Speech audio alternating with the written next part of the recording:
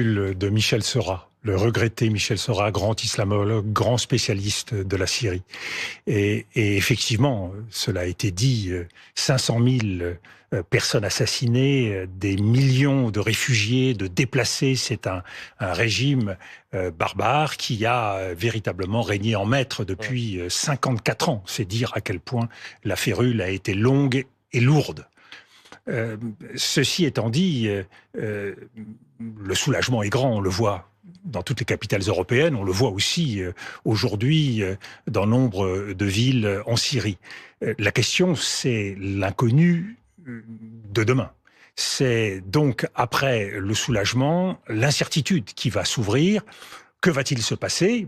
Vous avez cité l'une des premières leçons que l'on peut tirer, et à juste titre, c'est l'affaiblissement de l'axe entre la Russie et l'Iran.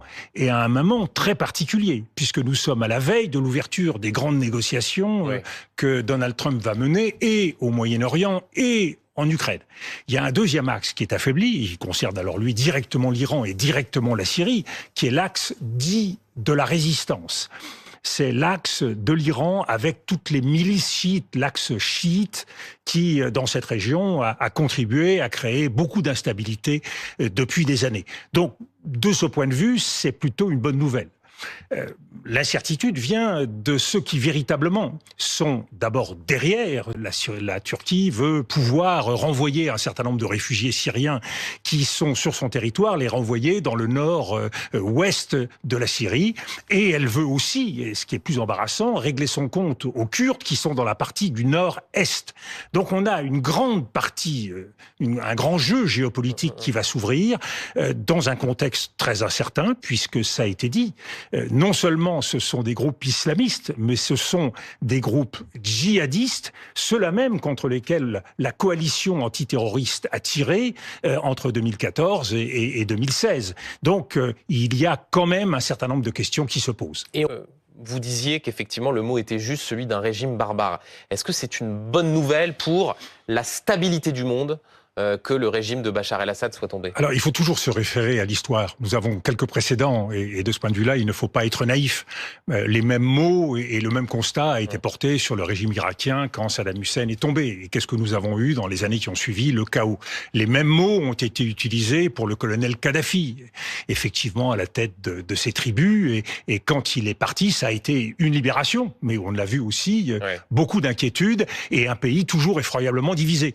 On l'a vu en Afghanistan, là encore, des talibans largement nourris par les États-Unis dans la période soviétique et qui, quand ils sont revenus, eh bien, ont créé un système qui est tout à fait odieux. Donc, de ce point de vue-là, il faut être extrêmement prudent. Saluer effectivement la chute d'un régime qui est un régime honni, mais en même temps être extrêmement prudent sur l'avenir, car nous ne savons pas de quoi demain sera fait. Et par contre, nous savons l'itinéraire de ceux qui aujourd'hui arrivent au pouvoir à Damas, et cet itinéraire a tout pour nous inquiéter. Dominique de Villepin, avant la chute en quelques semaines de ce régime, il y avait plusieurs positions dans les chancelleries occidentales. Et dans les débats politiques. Il y avait ceux qui considéraient qu'il fallait qu'il y ait un cordon sanitaire avec Bachar el-Assad et ceux qui expliquaient que, notamment quand il combattait contre l'État islamique, au fond, Bachar el-Assad était un moindre mal. Je voudrais vous citer ce que vous disiez vous-même dans les colonnes du Progrès, à la presse quotidienne régionale, c'était en 2016. Oui. Vous disiez, je cite, « Il faut accepter de parler avec le régime d'Assad » et vous considériez notamment, puisque c'était une interview assez longue, que c'était une des conditions pour aboutir à terme au départ de Bachar el-Assad. Vous vous êtes trompé ? Puisque la France, les pays européens n'ont pas parlé avec Bachar el-Assad et c'est à la fin le courage d'un peuple qui a réussi à aboutir à son départ. Vous êtes un grand familier de la diplomatie. Ça fait 2011, ça fait donc depuis 2011 que la diplomatie française répète tous les 4 matins que le régime de Bachar el-Assad va tomber. Donc bien évidemment, il a fini par tomber. Mais la diplomatie, c'est pas d'attendre. Mais vous étiez partisan d'une sorte de reprise de dialogue avec Bachar el-Assad? Non. Ce que je disais, c'est que nous ne pouvions pas nous désintéresser d'une situation où il y a eu au bout du compte 500 000 morts et des millions de réfugiés, dont un certain nombre qui sont d'ailleurs chez nous et en Europe. Donc, ma position a toujours été la même.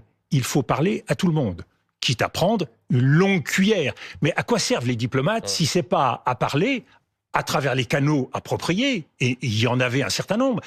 Ce qui s'est passé, compte tenu du vide laissé par les pays européens, les pays occidentaux en général, c'est que la place a été prise par la Russie et par l'Iran. Est-ce qu'il faut s'en réjouir, Monsieur Duhamel? Est-ce que c'est une bonne chose? Moi, je pars du principe que la diplomatie, la stratégie... La Russie et l'Iran, Dominique Villepin, étant des alliés de Bachar el-Assad. Donc, pas très étonnant de voir qu'il y a eu des relations diplomatiques entre ces pays. Oui, mais avant 2015, la Russie n'intervenait pas directement dans le jeu syrien. Elle est intervenue parce que nous avons, décidé en 2014 d'intervenir militairement. Et la position que vous rappelez participe toujours de la même position en ce qui me concerne. Je pars du principe que la guerre contre le terrorisme ne peut pas donner de résultats sans stratégie politique. Donc quand on mène une coalition antiterroriste, il faut avoir un deuxième fer au feu, qui est un fer diplomatique. Et en l'occurrence, c'est ce qui a manqué à la stratégie européenne et occidentale. Donc c'est la Russie qui a occupé le terrain en intervenant en 2015, puis l'Iran.